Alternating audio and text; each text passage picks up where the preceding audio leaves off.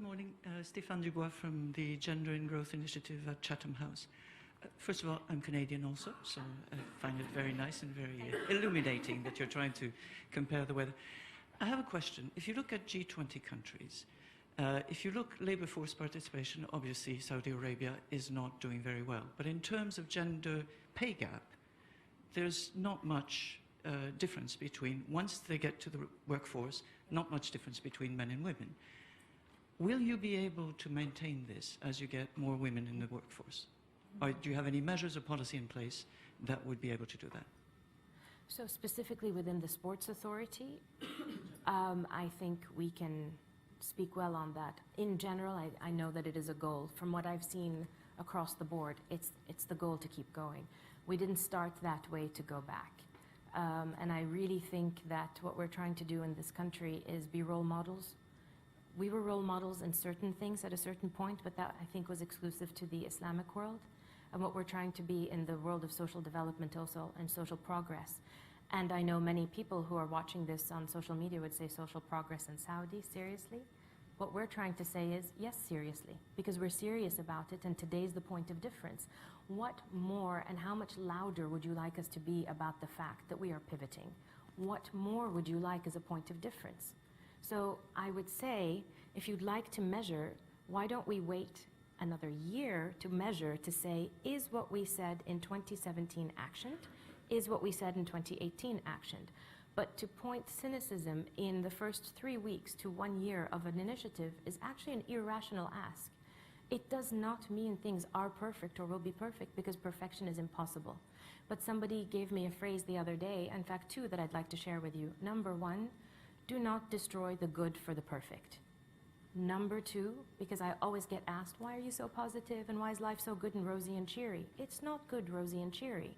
But in the concept of the glass half full or half empty, somebody identified to me something critical. It's a glass. It's refillable. It's refillable with whatever you want. Would you like it to be water? Here's some water. Would you like it to be juice or Coca-Cola? My only advice would be, don't put hot tea in a glass. Get another glass. So, in that concept, hot versus cold, what would you like us to do? For our point of view is, we are going to keep trying filling that glass with whatever works to get our nation to hit the point of the vision, which means we will iterate and reiterate. It means we will operate in agile, but it also means there is no way to appease every single naysayer. There is no way to hit every single statistic, but there will be key measurable points of change. And when those key measurable points of change have happened, it allows for more time to focus on the other things. There's a lot of nitty-gritty details. You're talking to us about women's driving, and you're talking to us about the abaya and the hijab. We're saying as women, job opportunities. We're saying domestic abuse. We are saying safety on the streets. We're talking about the issues that affect us on our day-to-day life. We are talking about mobility and transportation, yes, but we're talking also about guardianship. Guardianship to you is a taboo subject that every time I have an interview, they're like, guardianship, as if I'm going to wilt away and wither. I'm not. It's a conversation that every single one of us has, and has been a conversation for the past 15 years. What's the point of difference? 30 women are on the Shura Council, 30% of the Shura Council, which means a woman's dialogue and needs are now elevated to a public sphere. It means the statement is stated and has to be stated and restated and constantly restated until it's resolved. That's progress. It's not the end, it is not the resolution, but it's progress, because we're asking for what we want ourselves for ourselves. And what we can tell you is we see measurable change. But does that mean it's ended? No, because as soon as you finish this pack of things that must end, you add another 10 on the other end. That's the nature of progress, because needs change. Guardianship has gone from an iceberg that was attached to a land mass and is moving. And the only thing that satisfies a woman's soul is Saudi, is to see that it's moving and it's melting. But when it melts, and I made this comparison yesterday, it melts into the water, and water becomes usable. What does that mean? It means these women that were held like this are now moving out, and they become engaged in a part of the community in a much more viable and visible way. That's sustainability. It is not sustainable to operate as we've been operating, but what we're saying is, We're trying to figure it out, and it's not perfect. It cannot be perfect because, frankly speaking, we all watch the news. We see what's happening in the States. Where is women's progress? Where is it? Is it in the Me Too movement?